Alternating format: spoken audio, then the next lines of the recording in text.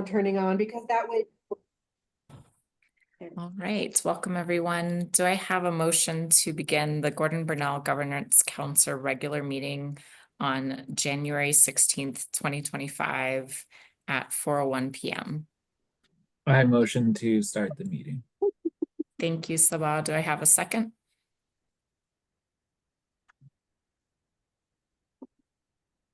I was updating the date. Thank you, Tina. Do I have all in favor? Great, all in favor. We are ready to start. And our first order of business is then to approve today's agenda. Thanks for the update of the date, Beth. And so I'm going to follow our normal order. Any questions or comments on the agenda before we approve it? I do want to ask one question, and it may be because I am in the middle of the training and it is nutsy. Are we having a discussion around the sick leave bank, or is there an expectation that it's going to be an action item tonight? Because the way I understood it, for us to vote on it, it's got to be listed as an action item. But I thought maybe we were just going to discuss it. So that was my only question about the agenda. Yeah, that was an update. Beth did add it to the action item. So we do have the opportunity to discuss and vote on it tonight if we would like to. We don't necessarily have to vote on it tonight. We can just discuss it. We can choose to table it for another time if we feel like there's more to discuss or change in the policy. And I'm sorry I missed that. That's okay. Yeah, that's a great question. And thank you so much for going through those online modules. I know it is quite a bit. The in-person board training will be a lot more helpful and a lot more fun. All right. So do I have a motion to approve today's agenda? I'll motion to approve today's agenda. Thank you, Sabah. Do I have a second?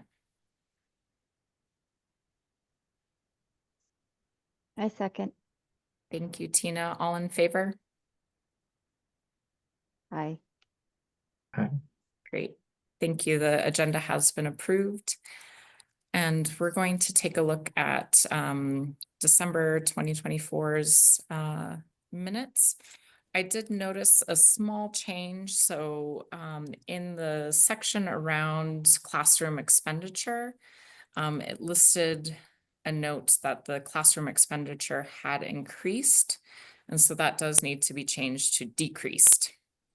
That because of our down payments, like on the land, that skews the other, percentages of spending. Right. So now that has been changed, any other questions, comments, or changes needed? Thank you. Okay. Do I have a motion to approve last month's meeting minutes? I'll motion to approve last month's minutes. Thank you, Sabah. Do I have a second? I second. Thank you, Tina. All in favor? Aye. Aye. Great. The minutes have been approved.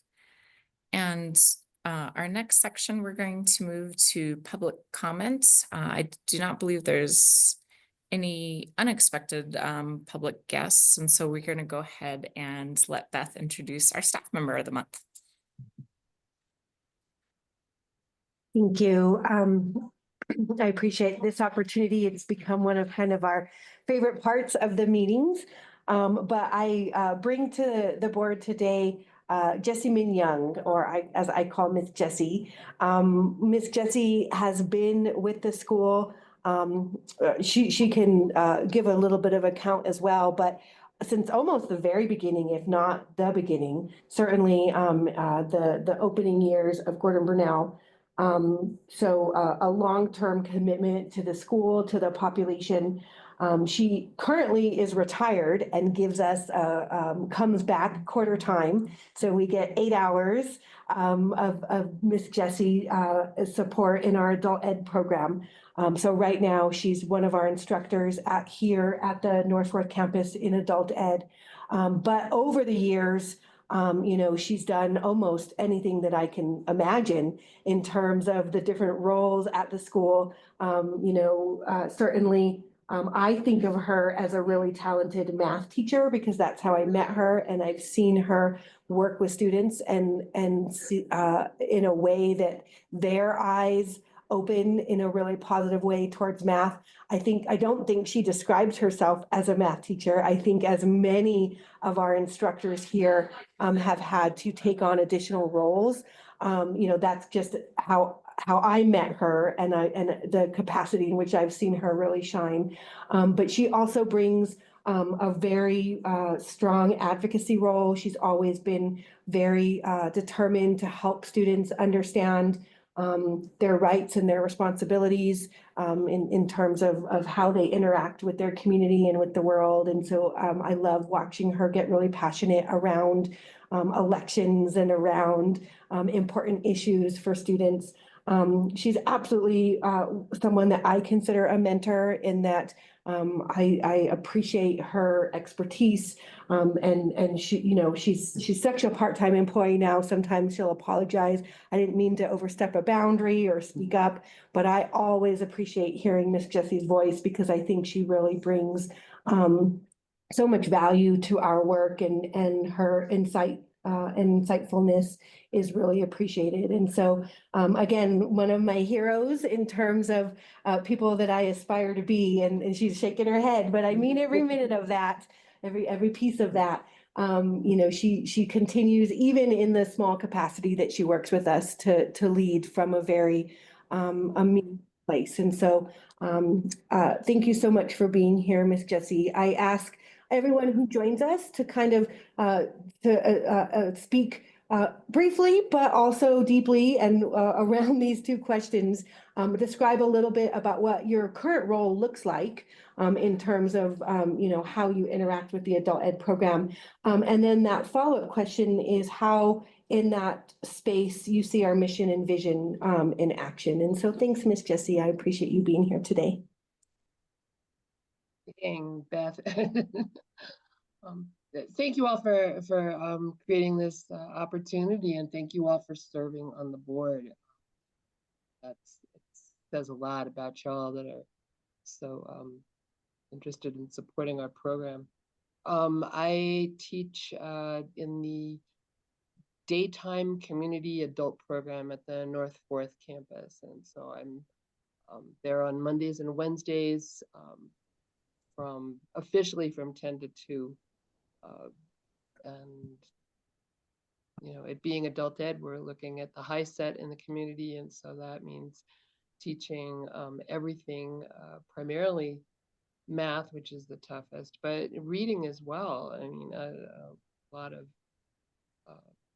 a lot of the gaps in math have to do with reading. I work with Yvonne Bobanovsky. We're having a good time. What else could I say about the program, right? I mean, we're there for I'm there for 4 hours. He's there for 6, 2 days a week.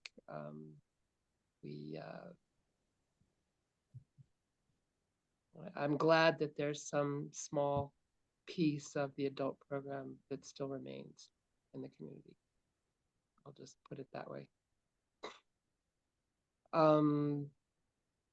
What was the second question, Beth? How do you see our mission and vision in the work that you do these days?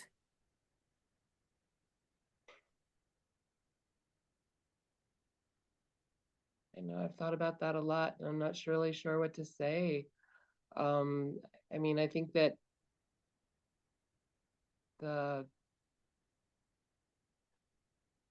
our population has changed so much since I've been there, and the circumstances within which we work with the adults it's night and day.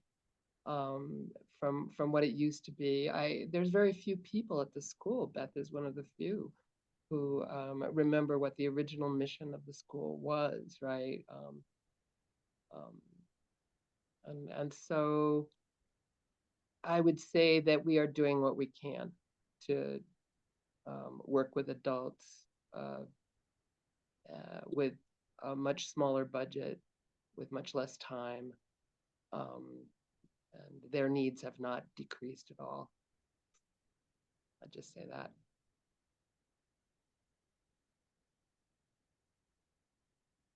Thanks, Jesse. That's what it is. It is what it is. I know that sometimes it's, you know, I am incredibly proud that we still have some options, but it is also sobering to think about some of the supports that our older students had when they could be included with K-12 funding as opposed to what we can do now. And so I know that this is a kind of recurring theme for some of our older board members, but you know, we used to be a high school for adults, and now we are a high school for young people, and we have an adult ed program for adults. And the funding disparities are real, right? We currently serve about the same number of students in each program. So around 200 students in the adult ed program, around 200, not always, but you know, around 200 students in the high school program. We get $2.9 million to serve our young students, and we get less than $300,000 to serve our adult students.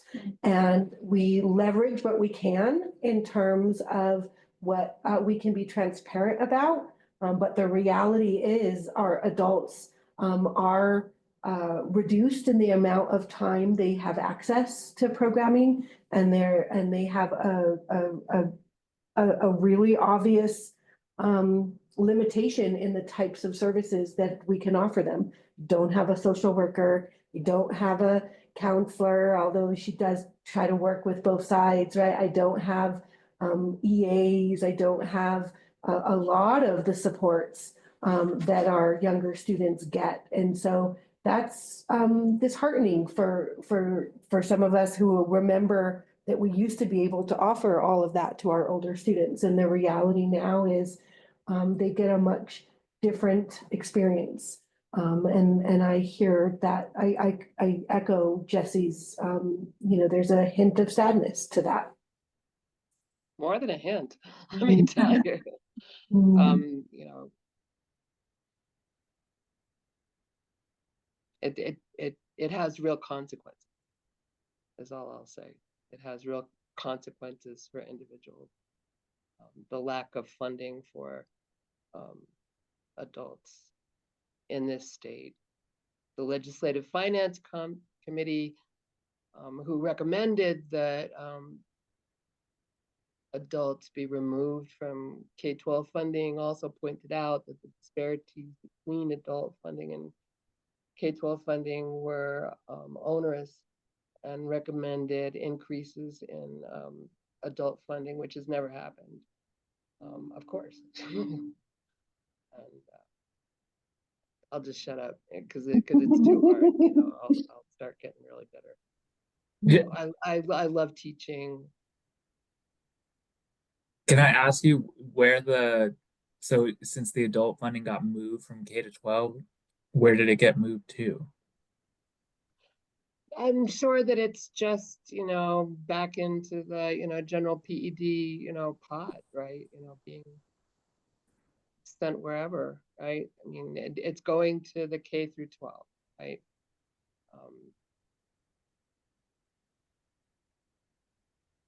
Yep. And, Thanks. you know, I think there was a lot of fear that, you know, I mean, the schools around the state were picking up adults and adding them to their, you know, numbers to get more funding, and setting up, you know, quasi-adult programs all over the place. I mean, and I could see, you know, it was going to be a drain on the funds, and they were fearful. We were the only state in the country that did it, you know. Why I understand that fear, right? But the lack of social services is horrendous. The 8 hours a week of available daytime class time is too little. Challenges are real, Jesse, and The challenges are real. I mean, I wish I could do, you know, like a stirring, you know, we are meeting the mission, you know, kind of thing. And I applaud Beth, the program, for continuing to include adults, for continuing to recall that original mission. But it's not the same. And until there's until the 501c3, which I keep looking to, right, to another funding, you know, source is available, there are programs, you know, funding sources out there for adults outside of PED that could supply some of these much needed services to the adults and restore some of the you know, DOJ, right? Restore some of the much needed transition services to make that success of the mission possible, right? So I'm wondering, just, I mean, as you've had the opportunity to get to know some of the students you work with, as you're talking about that transition part, is there a place where there could be a catchment that even though they drop out, there's the potential that they could come over to Gordon Bernal? And I always want to say Bernal because I went to school with a Gordon Bernal, so I always want to say it wrong. But to come over to the school, like rather than students just walk away and become no-shows, could there be hero opportunities? I don't understand what you mean. Well, I guess what I'm wondering is usually with the adult ed, they're children who have dropped out and maybe come back at 20, 21, 22. No, I'm talking about people who are in their 40s and 50s and Okay. come out of jail and who are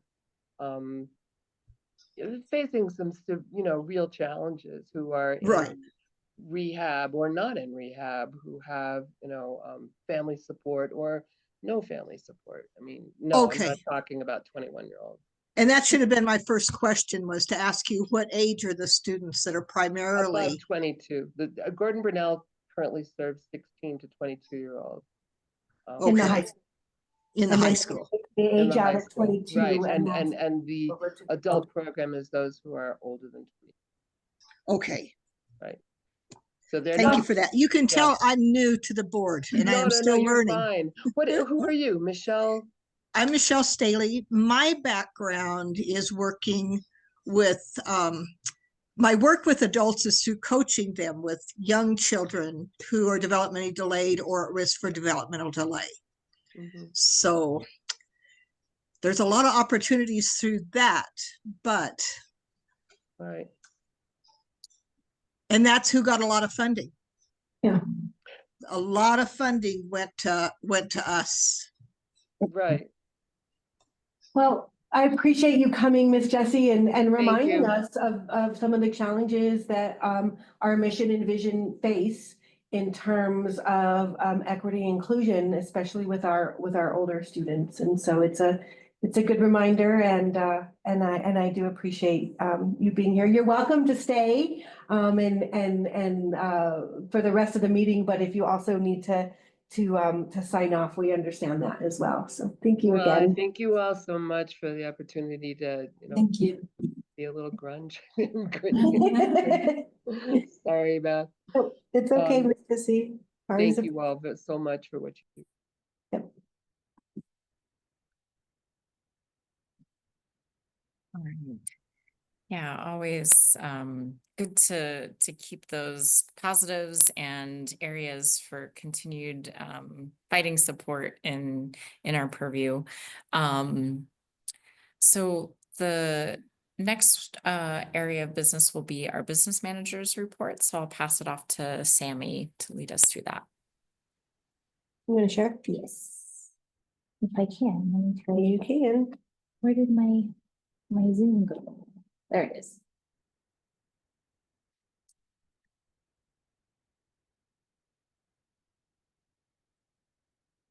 Okay. So we do have a few bars this month, but most of them are pretty straightforward. We just have a lot of transfer bars to clean up at the function level, and then we do have one increase bar. I'm not gonna go through them all individually since we did in the finance meeting, but I did just want to let you know with the one increase bar, it's for our adult ed program. We did get our federal carryover award, and so we always get a little bit of additional carryover each year that we try to plan for, but we weren't sure if we would get more or not and how much. And so we did end up getting about 20,000. And we do have a plan on how we're going to continue spending that and hopefully spend all of it down by the end of the year. But that is that 20,000 here. Did anybody have questions when reviewing the packet on the bars? No? Awesome. Like I said, we'll just kind of scroll through them. The biggest thing always with the transfer bars or maintenance bars, we always zero out. There's no change in amount. And then we do have the one increase here for that adult ed. All right, getting into our funds. Everything looks good here. You'll see that we do have most of our funds being spent pretty well right now, which is great. All of our reimbursable funds, we're really trying to spend down as much as we can right away, get those encumbered or expensed as soon as possible and get the money back. So everything looks good here. Does anybody have any questions on these? No, perfect. We are receiving our revenue as we submit our RFRs. And we should continue to see that coming in as we go. Our yearly expenditure comparison by month, of course, we have our few months that have this high expenditure. We'll have another one in January for that principal payment, the 3 principal payments that we're making on the building. So we have our last one that we're hoping to pay in the next week or two, just before the end of January. And that should be our last big payment for the year. But that's what's causing this spike, and we'll just see it over here. But nothing else really on this one. We always like to look at our spending in the classroom, which is this by function code. So this tells us instruction and instructional support. Again, we do see our numbers being skewed because of that principal payment. It'll be skewed for pretty much the rest of the year because we did spend quite a bit in capital. But it should go back to normal at the start of next year. In July. I'll say until we do anything else capital with the new land. But as long as we have an explanation as to why our capital is high, why our instruction is a little bit lower, then APS and the state understand that that's just, it's an outlier basically. Any questions here? Nope. Awesome. We have our cash liquidity. So looking at how much we have on hand to cover monthly recurring expenses, we're at about a 7.5, which is great. That's about 7 months worth of expenses. And so that's, you'll see we studied out since this was when we encumbered that principal payment. And so we did do a slight decrease, but this 7 is still very strong. And so there's no concerns here. And we have our budget analysis. So it's just a little bit of a deeper look at our funds. I did highlight the one that was over budget just slightly, and it has since been corrected. And so we are not over budget there. It was just due to an encumbrance. But other than that, everything looks good here. Any questions on any of these funds? No? All righty. We have our check listing. I did point out our 2 big payments. So this was the second principal payment. And then we also got our second invoice for the demolition on the land next door. And so we'll see a few of those, right? Yeah, so we'll see a few more of those come through as they continue work there. Nothing else out of the ordinary that I saw. Any questions on any of the checks?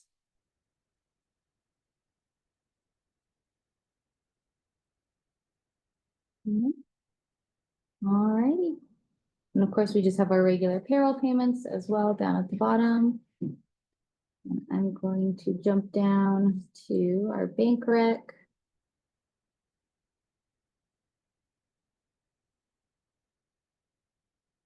go. So as always, we do balance out and our outstanding is pretty minimal this month, which is great. We only have one check, I believe, from November and the rest have cleared. And so that looks good. Did you want to talk about those, Beth? Sure.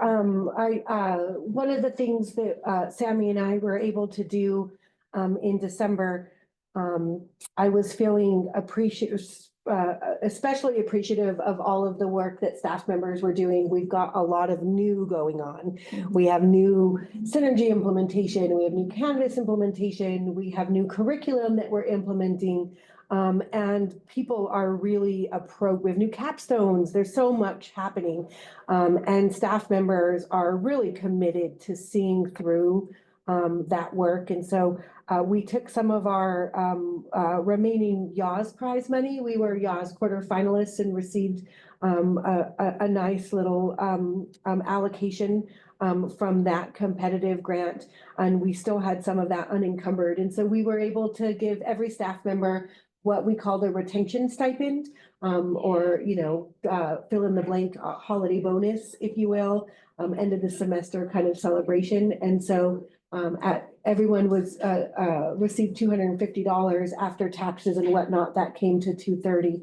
And so you can see a handful of us haven't cashed our checks yet, but the other staff members, same day went or shortly after. And that just felt like a really good way to honor the hard work that's happening. And that money came for being innovative, and the staff is certainly innovating. And so it was nice to just be grateful and express gratitude in the form of a check, which is lovely.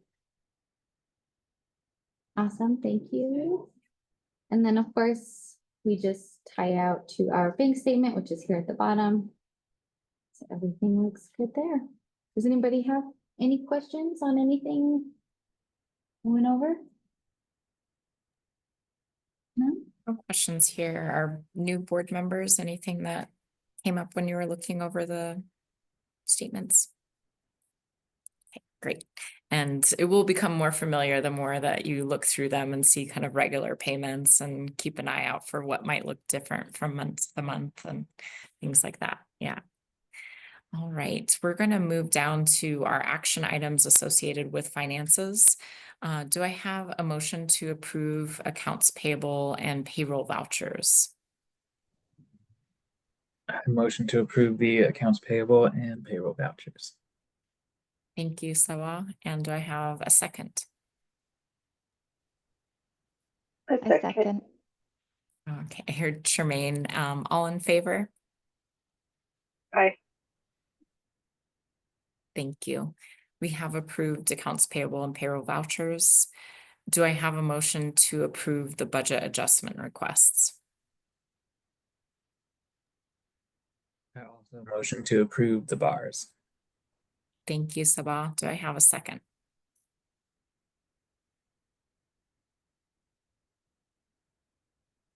I second.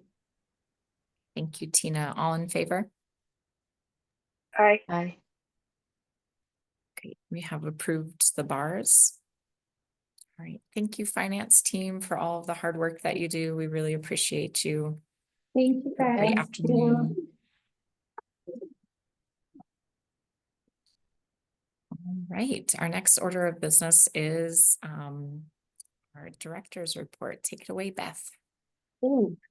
I want to acknowledge real quick that we did, for the first time, Martha and I, when we worked on the agenda last week, put things in the past business. And it wasn't until after I picked out all of the documents that I was like, oh, I didn't address the next step plan review. And so we'll keep that in past business. We had a request from Charmaine in the last meeting to talk about some of those kind of exit interviews, or specifically kind of gathering some qualitative information from our graduates about what helped motivate them. And so I will leave that on past business and circle back to it, and appreciate the grace in not getting to that this month, but we'll leave it and certainly circle back. And so I'm using this template for my director's report that was provided by Kelly Callahan, and it helps me stay focused. And some of these things I just kind of leave, even if there's nothing to add. And so all contracts and purchases over $60,000, of course, do require, according to our policies, board approval. We don't have anything in that category, but I leave it just so that in case that it's a reminder for me to double check, do we have anything that needs to be approved in that space? And then wanting to talk a little bit about new potential or expiring funding sources every month as part of our financial framework. We do have two applications right now on our radar that we're looking to submit. And just also want to acknowledge that a budget season is right around the corner. And so in rapid fire, we're going to start adding last year, I think it was around a dozen or so applications that we submitted. A lot of them are fairly simple to do in terms of like PED below the line funding. The Public Education Department funds schools in kind of two broad categories. They give us what they call SEG, state equalization guarantee. So they use a formula that's per pupil based. And so based on our enrollment, the majority of our money comes from what they call above the line or SEG funding. But a good chunk of I think it's close to 10% of our annual budget comes from below the line funding sources, which means things that we have to specifically apply for. So things like our Indian Ed grant, things like our CTE grant, things like our community school grant. They come through PED, but there are applications and processes that we go through in order to express interest and get awarded. And so those are all going to come up in February and March pretty quickly. But there are two right now that are non-PED related that are on my desk. It is time to reapply if we want to for the grant that we have through the New Mexico Sentencing Commission. This is the funding source that is currently funding our housing program. And so, and reflecting in some of Jesse's dismay about what we can offer our older students, I do want to point out that we're actively looking to mitigate the fact that adult ed funding is so much less in some of these other funding sources that we get. And so we do have, it started out as a $50,000 allocation from the New Mexico Sentencing Commission. We are paying, I think right now we have, I want to say it was 6 and it went down to 5 active participants in that program. So students who are leaving MDC that have nowhere to go can apply. And as long as they're staying on track with their weekly goals, are awarded weekly motel vouchers. And the idea being that giving them a safe place to be while they save up some money and transition into something more stable will allow them to stay engaged with education. A lot of students are not able to stay engaged because they're busy surviving. And so the hypothesis is that by housing people temporarily and supporting them as they move into more sustainable housing options, we're giving them the opportunity to continue making momentum with their educational goals or their career-related goals.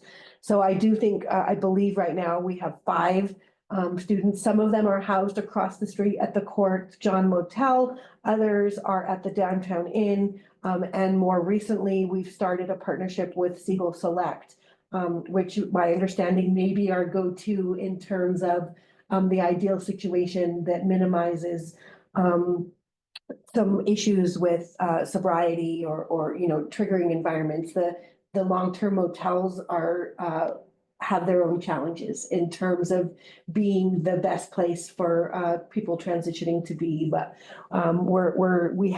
we've had people successfully exit from the program already. And we're excited to be working with those few individuals who are currently in the program. So our current funding does expire at the end of this fiscal year. And so we are looking to reapply, but we're looking to reapply with a slightly different approach. We applied the first time with only the expense of the vouchers. And this time in our application, we're going to include some administrative support and some peer support. Sarah Sun has stepped up in a tremendous way. She's our community school coordinator and transitioning into our community program coordinator as we reach the end of our community school grant as well. But she spends a tremendous amount of time supporting these students. And so we'd like to continue offering it, but we need the FTE as well. We need people who can support both the individuals and the administrative tasks that come along. And so when I reapply, I'll apply for the vouchers themselves as we did the first time, but also for some part-time positions to help support the program. And if funded, great. If not funded in that way, then we'll have to have some real serious conversations about whether it's sustainable with our current staffing, because it is really a strain on Sarah and other people. So I think it's worth it, but I don't know how sustainable it is without being able to also provide people to support that program. So that's that application is due at the end of March. Another big application that we're working on is our adult ed application. And so we currently have 4 grants with the higher education department. They are all dependent on the idea that we are funded as an AFLA program. This is a competitive grant. The director of the adult basic ed program, Amber Gallup, who's running the RFA, was very clear that current programs shouldn't assume they'll be renewed, that it is a competitive grant and that we need to take it seriously. That being said, I feel like we're going into this application cycle with a lot of really good data from our first cycle in the grant. And so I do feel confident that we'll be able to submit a quality application. And I'm hopeful and optimistic that we will continue to be funded through the HED for our adult ed program. But, you know, have to echo her reminder that it's different in some ways, you know, than the high school side, in that it's not guaranteed. And so we're taking the opportunity serious, and we'll dive into that. The application was released about 10 days ago. I think it was released on the 6th. Their pre-conference workshop is tomorrow. Several of our team members will be present at that, and then we'll get busy in writing this application, but that is a big one. And Beth, you know, I know this would be a concern of any of the programs statewide. Does Gordon Burnell have some sort of plan should they not receive the higher ed adult education grant? In practicality, I'd have to say not currently, right? I think that the timing of it will be that you know, if we were not renewed the grant, we would be able to continue programming, of course, through the end of this year. And then we would have to really talk about what that means. You know, it really brings Jesse's point kind of front and center, right? That our older population is vulnerable in lots of ways. And one way is that there are not, you know, guarantees that there's sustainable funding to continue the programming.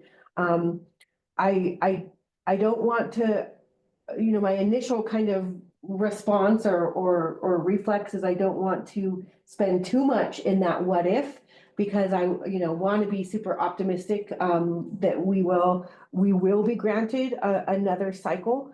But, you know, the reality is we will know with some advance notice. And if, you know, in terms of they have a pretty quick turnaround for when they'll be awarding the grant after it's due. And so, that would be an unfortunate place to be, but I think I'm going to save most of that planning for if that happens, as opposed to prior to it happening. It would be devastating to our mission and vision to not have an adult ed program. I think that one of the reasons why the high school has been able to flourish since the split was made was because there is an opportunity for us to serve those older students. And so, that really would mean a real shift in what we are trying to do if we weren't renewed. But we'll cross that bridge if we have to get to it. Beth, real quick, what Mhm. was the award from the HED grant last year? We actually have 4 different awards from them. And so we have, I want to say, about 150,000 or so from AFLA. So, and this is the application that we're putting in. So federal money, AFLA stands for the Adult Education and Family Literacy Act. It's WIOA money that comes from the feds. When you're awarded an AFLA, that federal grant, there's a state match, which is almost identical. So we get about $150,000 in the AFLA federal grant. The state makes an almost identical match. So that brings us up to about 300,000. That's in 2 years ago, the adult ed program was through legislative appropriation was given some TANF funding, and we applied to be a subgrantee in that TANF funding that adult basic ed gets. So I think there's about another 50,000 or so that comes from TANF adult basic ed funding. And then we also applied this year for an IET pilot program. IET is Integrated Education and Training. So it's taking our adult basic ed program and contextualizing it with some industry recognized certifications. We have 2 approved IETs and 1 approved workplace literacy program. And so that's funded through state appropriation through HED as well. The way that I understand it, though, is those additional funding sources are only made available to AFLA awardees. So what we're applying for is the federal AFLA grant.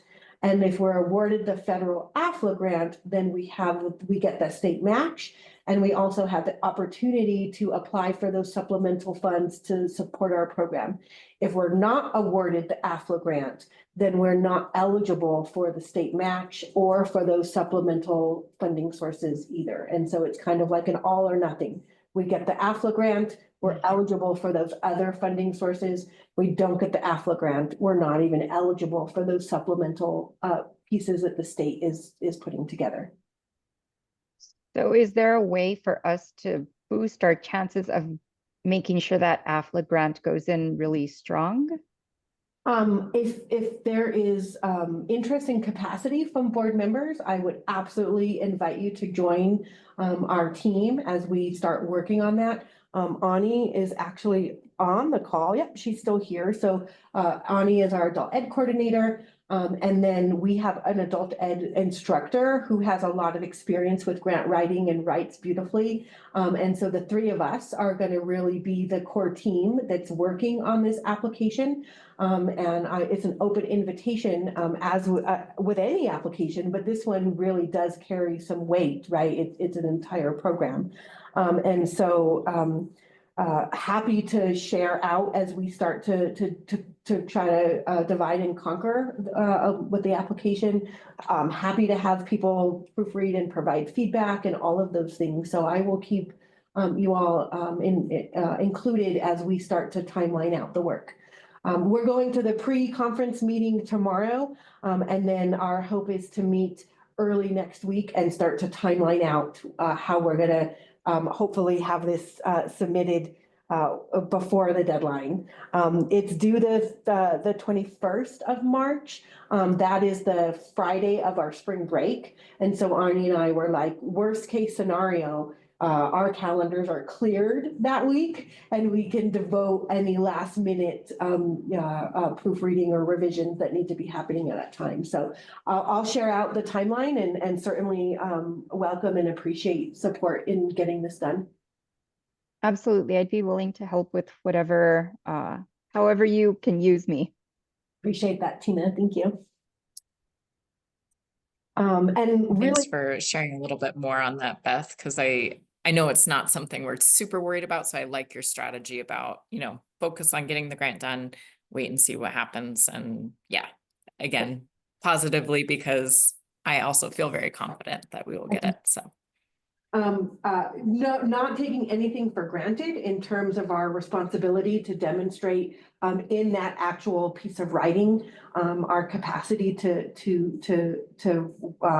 deliver the services in the grant, and also aware that Ani pilots stuff for HED because they trust her leadership and the work that we're doing. And so again, not taking for granted the seriousness of this application, but also recognizing and sharing with you all that we are leaders on the board in terms of the HED program does a lot of transparent data reporting, and they rank programs.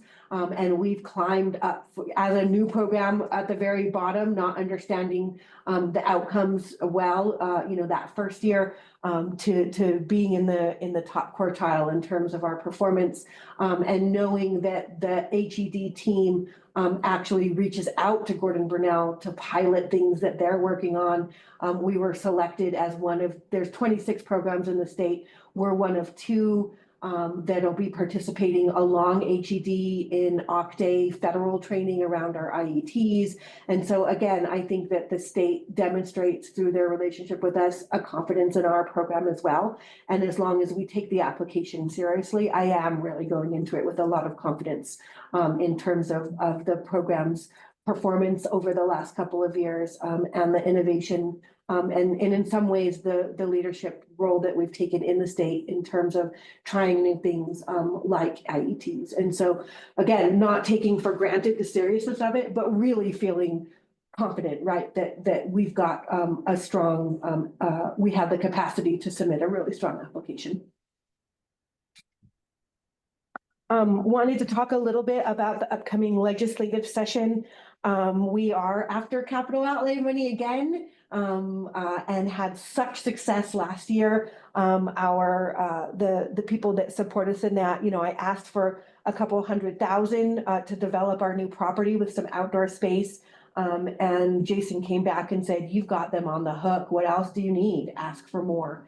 And I was like, "Really?" And he was like, "Yeah, might as well strike while the iron is hot." We had 13 legislators support our program last year. And I think that there's a desire for a small contribution from many of them again.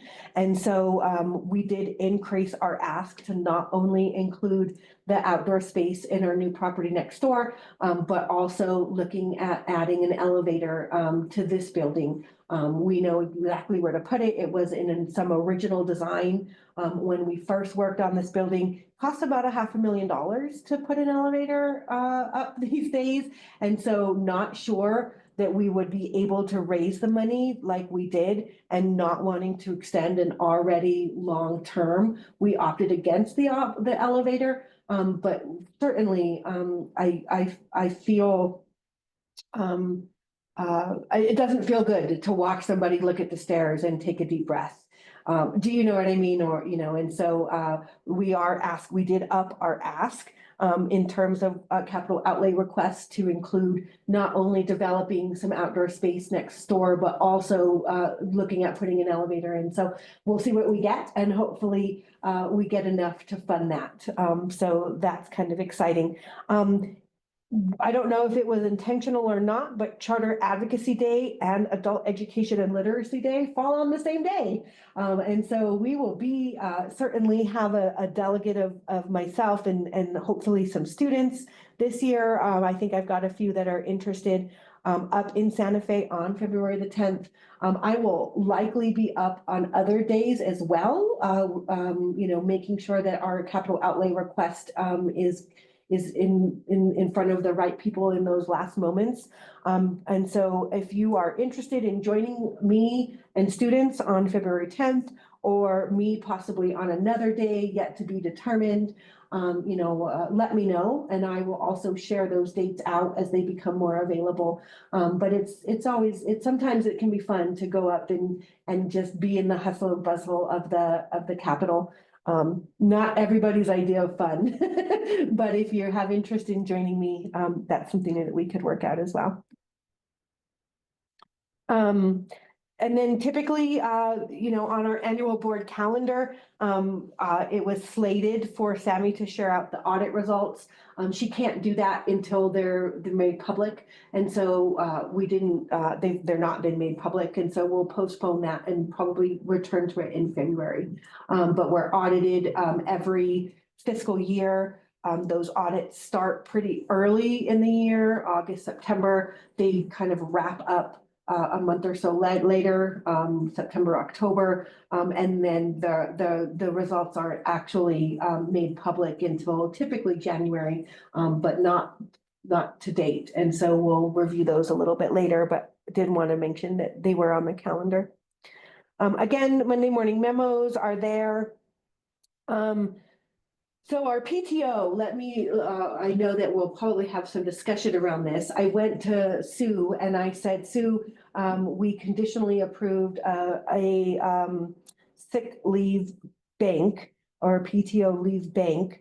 And we've got some questions and the board wants you to review it. And she said, it will likely take me several hours to review the statute again.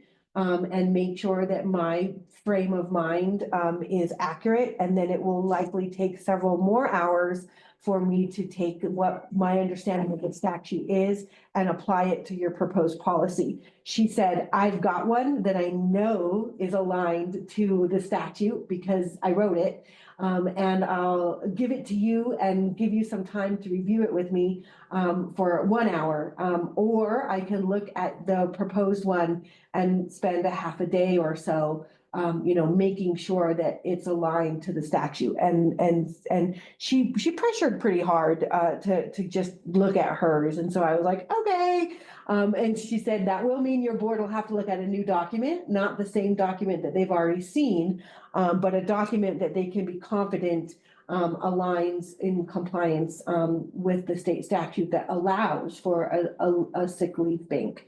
And so what I shared with you is her document. Essentially, I did write Gordon Burnell Charter School up at the top. I changed, she had sick leave, annual leave, and I replaced that with PTO leave because that's the term that we use in the employee handbook and the term that staff are used to. I did leave the places that she had blanked blank. I thought about filling them in with how we had gone with the other document, and in all reality, kind of just ran out of time on Monday and wanted to get these documents out to you, and so left them blank. I did have the opportunity to have a conversation with her. Things like unused donated leave at the end of a medical emergency shall revert to the donating employees. I said, we don't want to do that. That doesn't make any sense.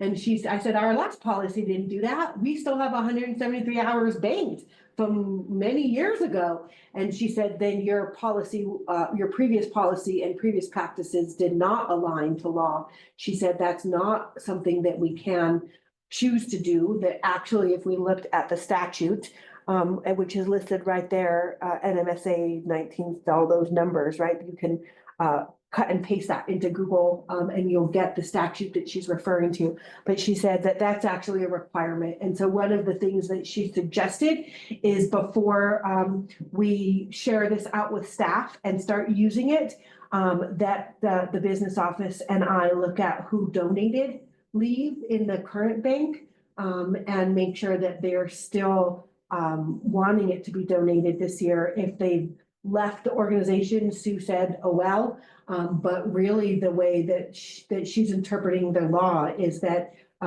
staff members make an annual donation to the bank, and if unused, at the end of the year, those donations are reverted back at a prorated rate. And she said that's not negotiable. It's in the current law. So that was one thing that I had a pretty lengthy conversation with her about.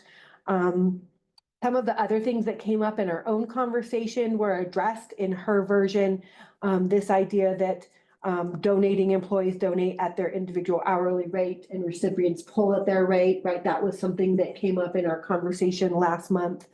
So I don't know, I will stop. And it might make sense for us to pull up our previous one and fill in some of these blanks. But certainly interested in any questions or discussion that you all might have before we even consider whether this is the version that we want to adopt or not.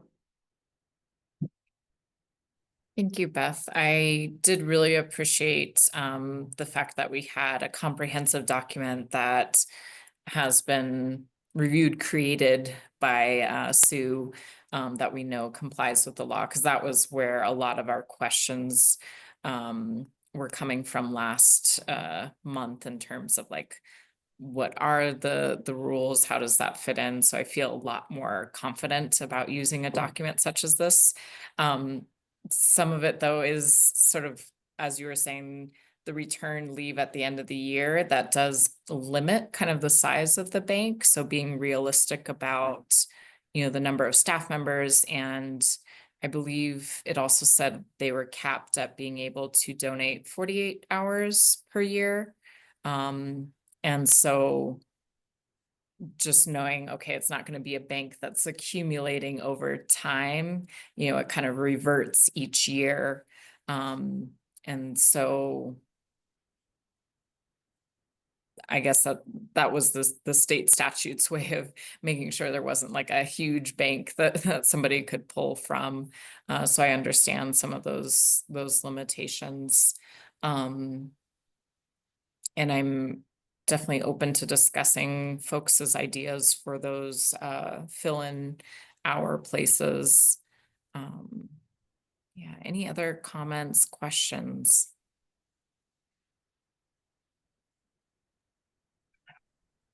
I agree with you, Martha. It was this document answered, I think, a lot of questions that we had last time we talked.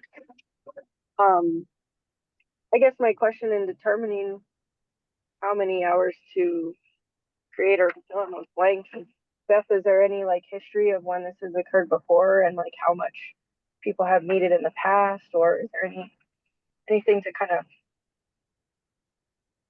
help with creating those numbers? You know, when this bank was up and running in previous years here at Gordon Burnell, it was prior to me being in a position where I was privy to that kind of information. And so, you know, I'm not sure. Certainly, it's not come up as a need until this year. And I do think, apologize because I know you guys are watching me navigate on the screen as well. But when we worked on this in December, you know, we had kind of thought about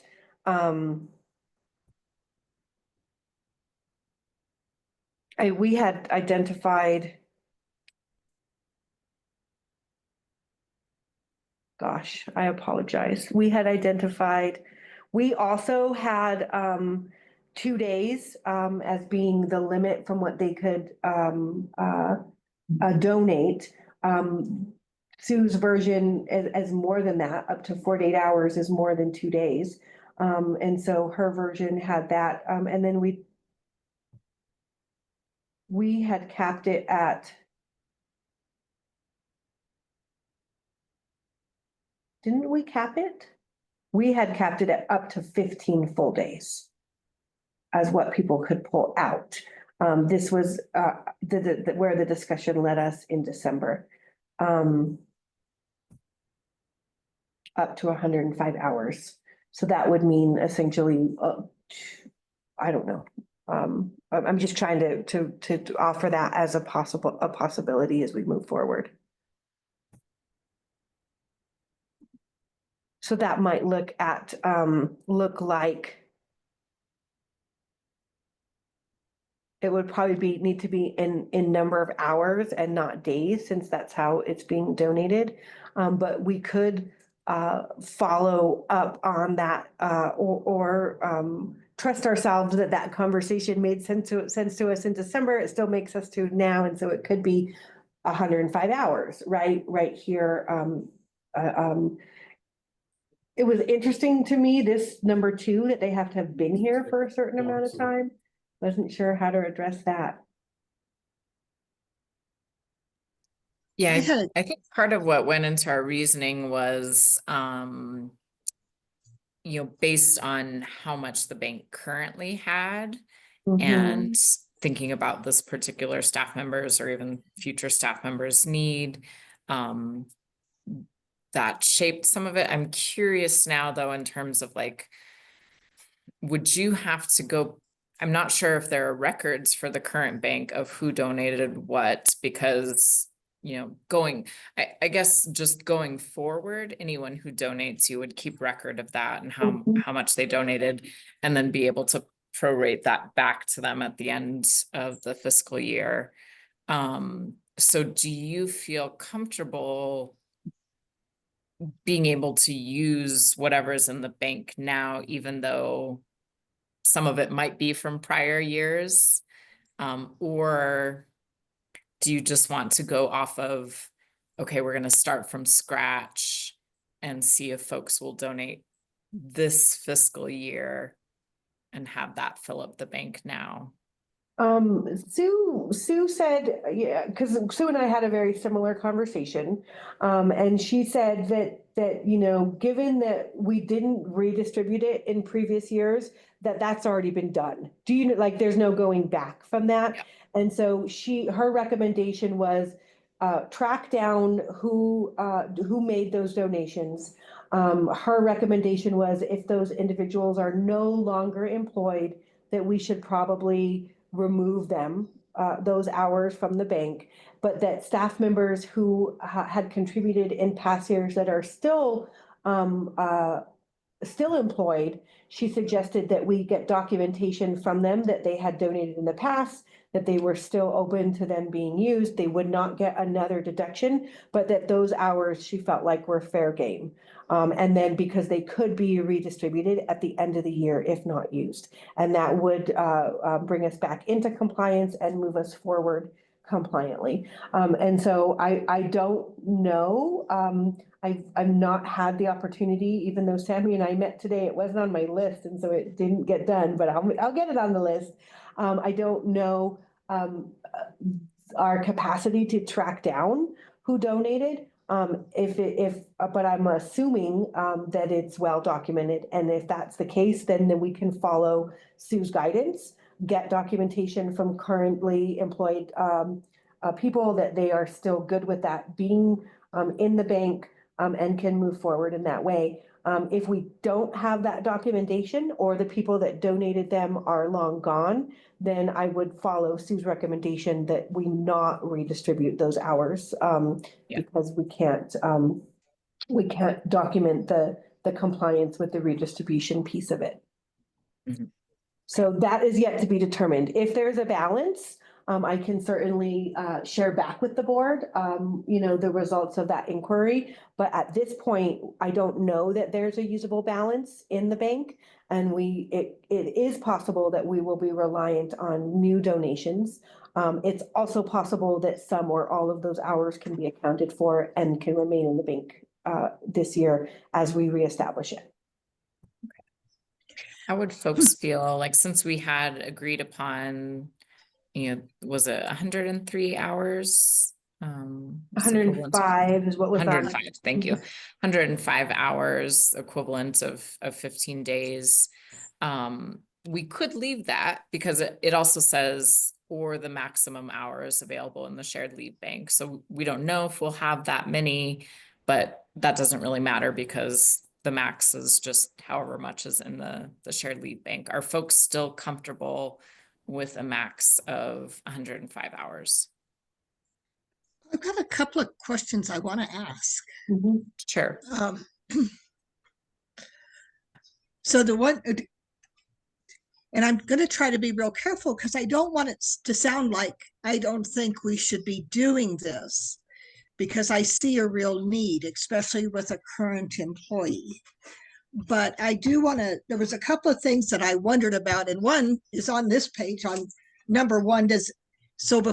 If an employee has short-term disability, do they have to use up all their short-term disability before they would draw from this bank?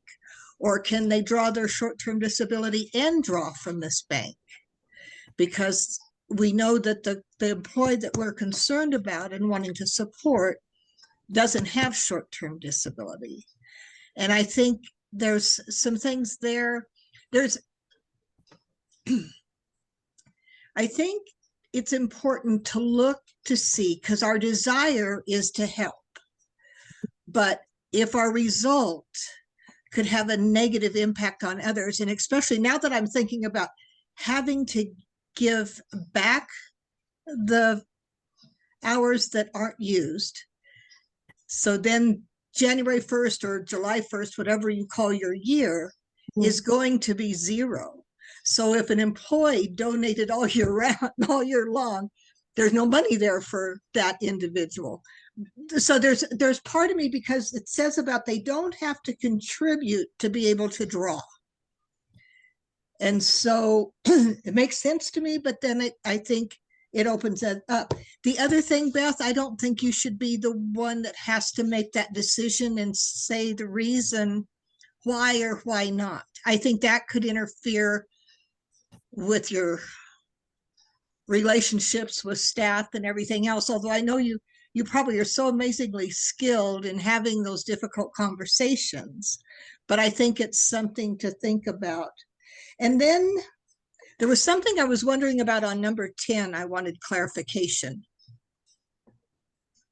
Let's see. Oh yeah, because that was kind of, I think that's kind of a tough one. And I don't know how your staff interact and talk to each other, but I could see now we can't put a rule in there saying you have to contribute, or we wouldn't be able to pay out to this individual. But what would it be like for an employee who's paid in all year and then there not be available funds? Could that have a negative impact on how they feel about this benefit? And then number 16. And then did you get a chance, you were going to talk to staff, I think, Beth. Did you get a chance to talk to staff to see what their thoughts were? No, I didn't. I did not really bring this to staff, partly because we were out for a couple of weeks since our last meeting, but also just because, wanting to have some better guidance from you all about what to bring to staff as well. So, I mean, I certainly could link this in the next Monday morning message and ask for feedback that way. I won't have an opportunity necessarily to have all staff together until mid-March in terms of a professional development day, when we can have a discussion about it. And so, I do think that staff feedback can be helpful. And also I just struggled with getting that done between last meeting and this meeting. You did a lot between the two meetings. And then on page 6, no, maybe it's page 2, number 6. Or is that the one I just, there it is. Okay.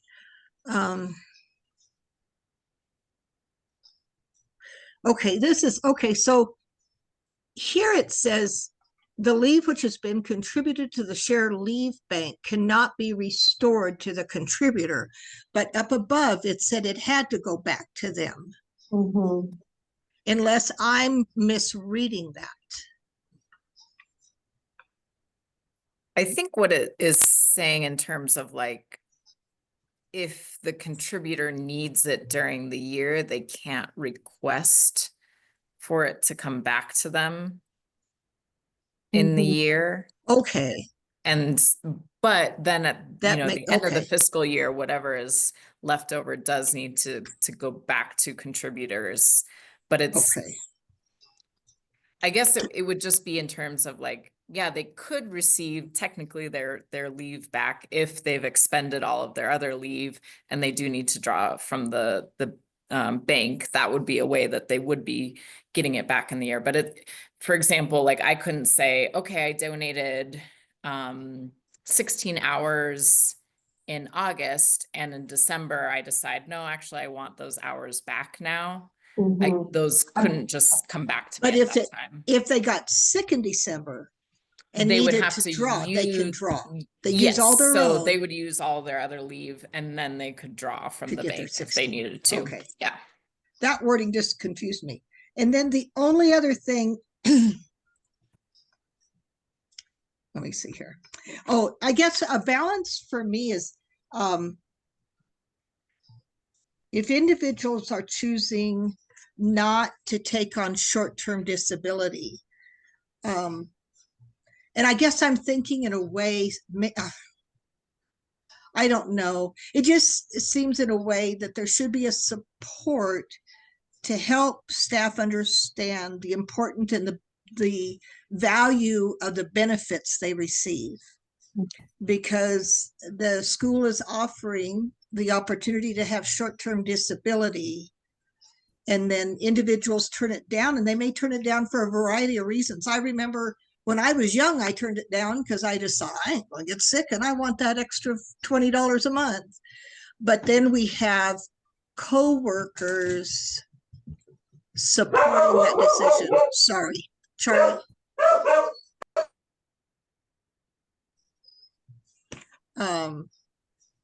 So those are just some things I thought about, is supporting people, because this is a really, to me, is a valuable benefit that's being supported by the staff. And I just worry that if people are contributing and then they need to draw on it and it's nothing there, is it going to have a negative impact on staff and they not see it as a benefit?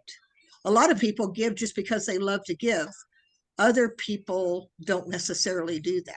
So I just think there's quite a bit to think about. Sometimes when we want to do good, we cause heartache. But my Thank you one for thing I do sharing stick those. with, Beth, I do think it puts you in a very vulnerable place Mhm. to do What- the approval or disapproval of that leave. One of the changes from the proposal that we looked at last month to this one, which I do feel like we have some autonomy over changing. I didn't because I wanted to share with you as clean as possible what the lawyer gave me, right? In terms of her saying, this is a compliant, state law compliant document. But I did think about that clause and my desire for it to be up to a committee as it was outlined and described in our original proposal, right? Like that it's not a sole decision made by the principal, or in this case, the director, but that it's a leadership committee, that is reviewing the request and making the approval. And so, that would be a edit that I would certainly welcome and appreciate Michelle was on your mind as well, because then it does not put the sole responsibility for approving or denying on me. And I could certainly, if that's an edit that we make and then move to approve, that's a quick question that I could shoot back to Sue, our lawyer, right? And just say, this wasn't in statute, right? This piece, like, we're okay with this. My assumption is it's not, but that's an assumption. We could also look at the statute ourselves and make sure that language isn't somewhere embedded in there. But yeah, that is an edit that I welcome, right? In returning to the idea that maybe there's a committee that approves this instead of an individual. Okay, and then I was going to look at the statute, because what would be ideal, although it'd probably be bookkeeping headache for you all, is if the year, at the end of the year, when you have to return the prorated amounts, is that the same time? I guess it has to be, so probably I don't even need to look it up, but it's like, is it going to be every July 1st? Because I thought if it was from the time the employee agreed to start contributing, if it was a year from then, the fund would never be at zero, but the fund is always going to be at zero at some point in time. Yeah, I mean, And that's one way- what worries me. one way to think about the, we wouldn't, it would actually, probably be that last payroll and when we would redistribute back. Do you know what I mean? And it could even be earlier than that because we often finish our calendar year in early June. And so at that point, there's no more leave to be taken because we're all off contract, right? And so thinking about how do we redistribute, maybe in that first payroll in June, and then we really don't have a new payroll in the new year because the way that our fiscal year works is we are paid through our contract, although the fiscal year rolls over July 1, the contract that we're currently paid under will actually, our last payment won't be until the end of July. And so the new contract, those new, when everybody's leave rolls over and all of those types of things isn't actually until August. So it would be when we return in the new year that is our first paycheck on the new contract. And that would be probably when we would then ask people if they wanted to donate again.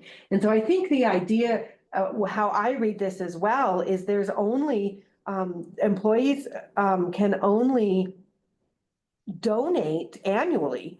And so it's not it keeps getting taken out, right? But it's like there's you annually get to donate. Let me see. Okay, I didn't understand it that way.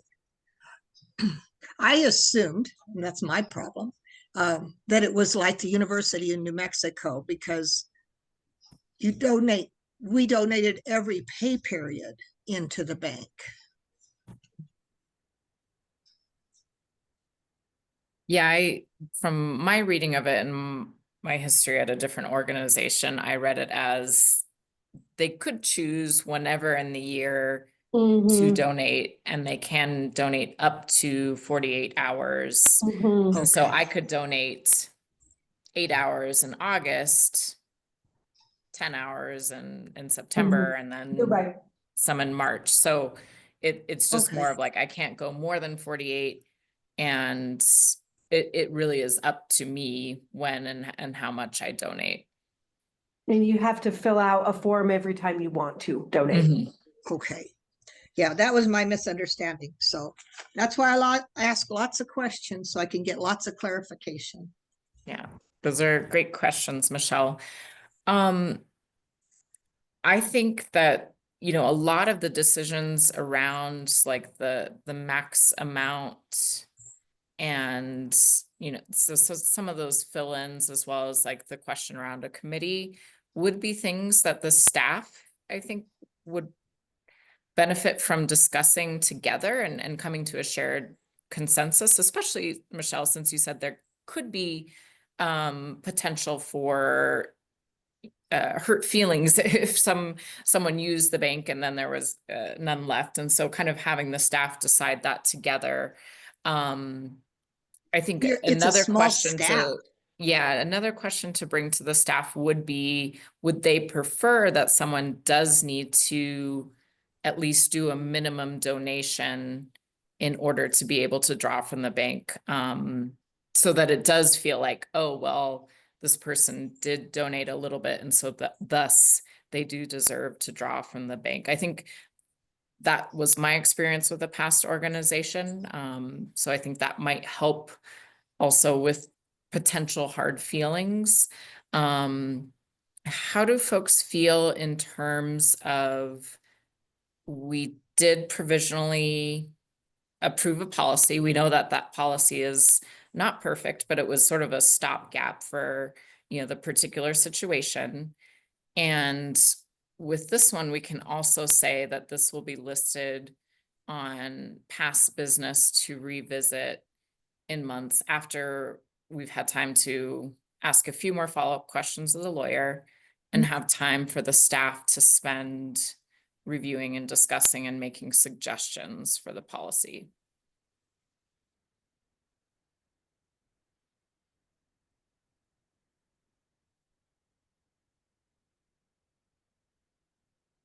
So in other words, we would table this as an action item for today. We wouldn't be passing a new policy. We'd just kind of keep the one we have for now, knowing it's not perfect, but we're working on the better one in the meantime.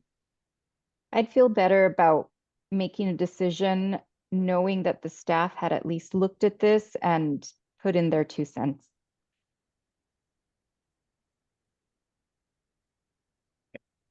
It feels reasonable to me. I mean, I think that, again, I don't have the capacity to necessarily have a in-person discussion with all staff, but I can share the proposal and ask for feedback through the Monday morning message.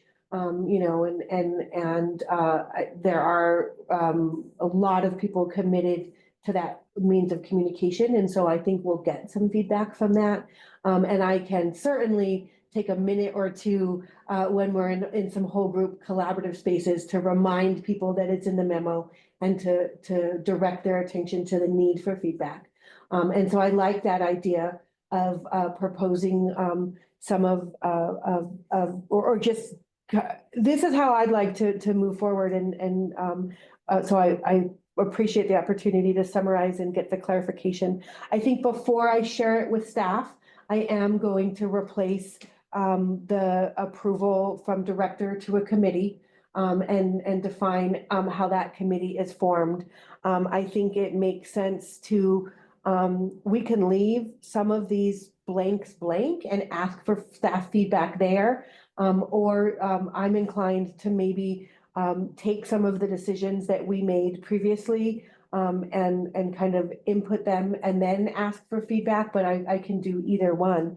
But I think it's a good idea. My just request, or at least the transparency that I'm hoping to communicate now is I do intend to change the approval from me to a committee before sharing it with staff. And I'm inclined to throw down some numbers as a discussion place, but make sure to draw their attention that that is the type of feedback that we're looking for, that we need to remain compliant with the law, but we want to make sure that people are on board with the general ideas and that we're specifically looking for feedback on some of these numbers as well. But I think sometimes it's easier to, when asking a large group for feedback, to have some of that, have a starting place for them to discuss, as opposed to the blank highlighted things that we're seeing in front of us right now. So if you guys are okay with that, I'm super happy to not move forward with approval now, knowing that in the meantime, I'm going to be working with the business office to investigate on our current number of hours in the bank and see which one of those are still viable using the guidance provided by the lawyer as well. That'll also be happening in the months to come. There's Yeah. one other thing, Beth, that I wonder, because I think it would give us a little data to know, is there a way of seeing on average at the end of a year how much leave staff have left over? Because if in past years staff have little or no leave left over, there might be very little that's donated. So I don't know if that would give us insight into, will staff, based on their own way of using leave, have sufficient leave to donate? Yeah. I don't know your leave policy at UNM. Even our person that took off a day a week usually had stuff left over. So our PTO and leave policy has been updated over the last couple of years. It is in our employee handbook, which is on our website. How we accrue leave is not static. New employees earn 10 days a year, which is about half a day every payroll. Not exactly, but about employees at the 5-year, 10-year, and 15-year mark accrue more PTO than their newer counterparts. We used to be able to roll over a small amount of that at the end of the year. In the last couple of years, we did amend that. We now allow staff members to roll over all of their leave that's not used, but we still have limitations on what can be cashed out when individuals leave the organization. There is a cap, and we offer some incentive to individuals who don't use a lot of leave that they can cash out at the end of the year if they're under a certain benchmark. In terms of what staff members do, we're a divided bunch. There are individuals who were able to cash out some of their money because they took little to no leave last year in the entire year. I would say the large majority of our staff members roll over significant leave year to year. And so we're starting to see that build. But I would be remiss if I didn't mention that we have a handful of staff members who are often docked because even though they are long-term staff members, they can't accrue enough leave to cover their absences. And so there are a handful of staff members who receive a pay dock pretty regularly because they've used their leave completely and they don't work to build it back up. They continue to take days off and that results in pay docks. There's been some discussion about, what is the fairness of that? And, and I think the intention behind this particular policy is around unexpected medical emergencies. And there is the requirement that that documentation is provided to, in order for approval. But there are certainly staff members who have could weather a severe medical emergency because they don't use PTO. And there are other staff members, and it's not necessarily fair, but it's a reality, who choose to go to Disneyland twice a year. And if they're faced with a medical emergency, would not be able to use their own leave to cover it. And so, is there some inequity in that? There is. And here we are, right, with someone with a really severe diagnosis who did use her leave prior to being aware of her current medical situation in other ways. Yeah, so I think that is a great way of moving forward to say that we are going to table this new version of the shared leave bank policy. And in the meantime, Beth has kind of a few tasks that she'll follow up with. One of the tasks, Beth, I'm wondering, since we are going to change that language, and we'll double check with Sue, but around having a committee, is that a committee that you would want to form, in the next month or two? And that committee could also be part of addressing some of those fill in the blanks. So that way, first we're going to get, email feedback or, quick verbal feedback from all staff. It's open to all staff to give their opinions, but then the committee that you form that will be in charge of making decisions going forward will also kind of have the small group intense discussion and say in making the final decision around those fill-ins. How does that sound? That sounds great, Martha. I'm happy to follow up in that manner. Okay. Yeah, I think because that way you have kind of a small devoted group that will be responsible for kind of coming to those end decisions. Because like you said, when it's a big group, it's hard to come to those types of differentiated decisions. So, yep. But that All focus right. group could then look at the data that came from the larger staff, which I think Yes, exactly. And if I can help in any way, Beth, because I make the meetings go longer with all my questions, and there was some I'm going to email you later, but I'm happy to help with that since feel like I'm putting a bugaboo in it. No, I appreciate that offer, Michelle. I'll keep you informed as well as we move forward. So thank you so much for that. Martha, do you want to table that action item and then I'll wrap up quickly, or do you want me to wrap up and then we can go back to the agenda? Yeah, we can go ahead. Do I have a motion to table the vote on the approval of updated sick leave bank policy? I motion to table.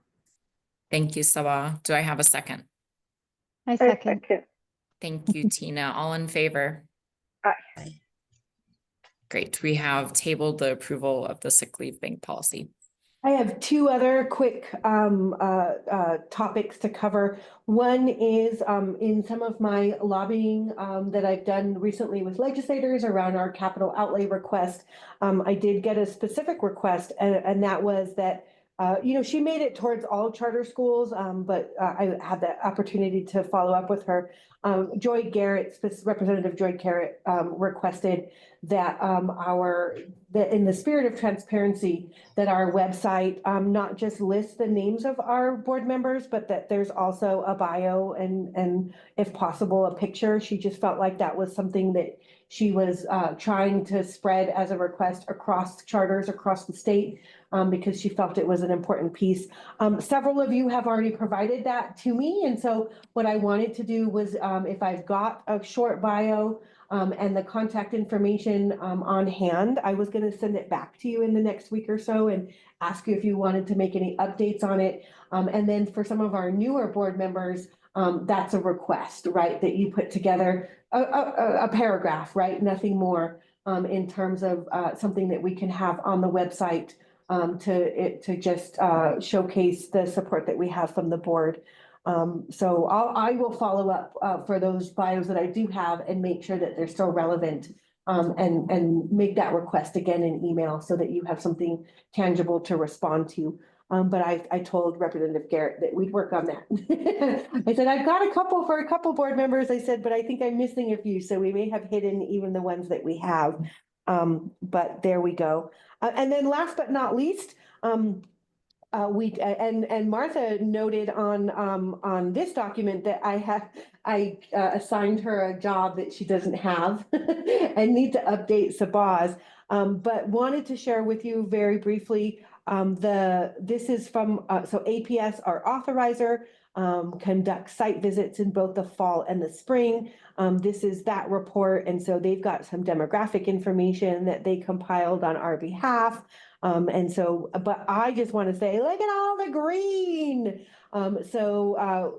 Meet standards, working to meet standards or not meet standards is how look, green, green, green. So that was the charter leader one, followed by our special ed review. This is the first time in my 4 years that we have been all green for special ed. We've typically had some yellows, and so super proud of our special ed team and the scores that they received in both the desk audit and site visit. Missing from this, which will be in the spring one, is there's also APS audit and site visits, our business office. But because we've had a limited amount of audit findings in the past, and Sammy keeps such a great relationship with Roberta at APS, we're only doing a once a year check-in on the business side.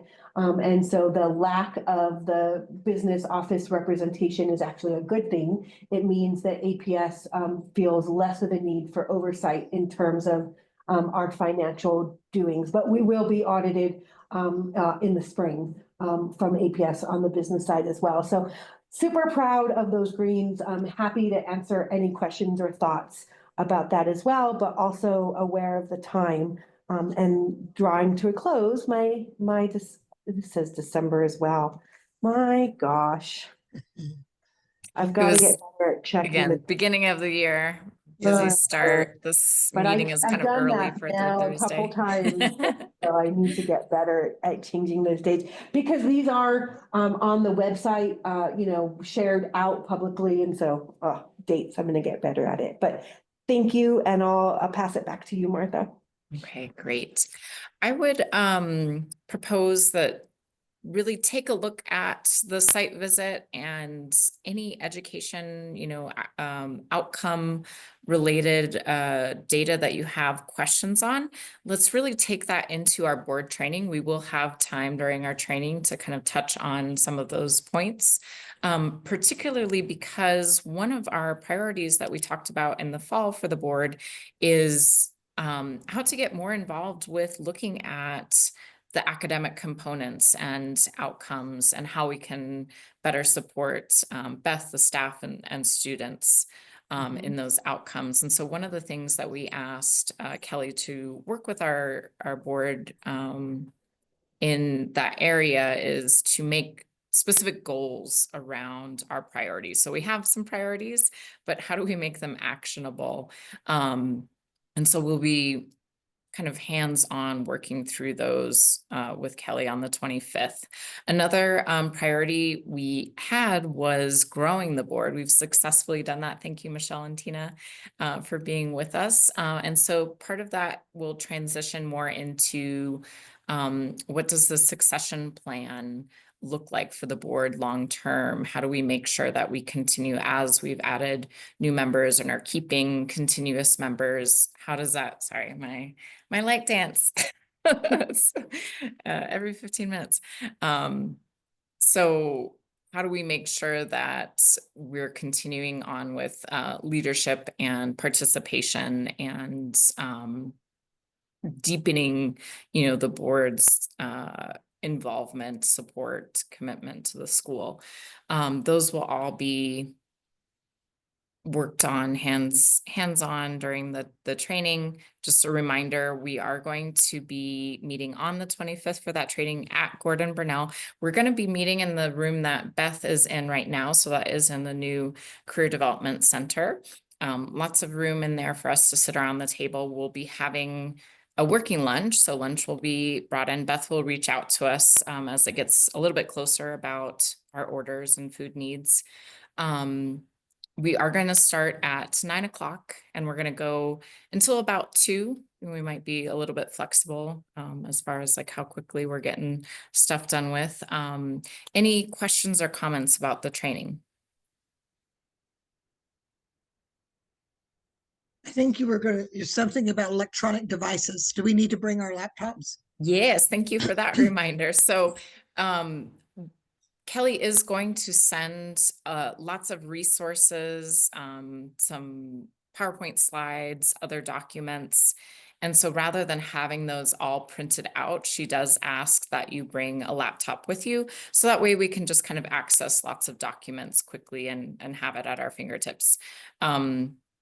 If you are a paper person, like I have my little like planner journal here, welcome to bring that as well and take down your notes. Or if there are certain things ahead of time that you would like to print, totally fine. But because of the number of documents that she'll be providing us with, it might be helpful to have your laptop.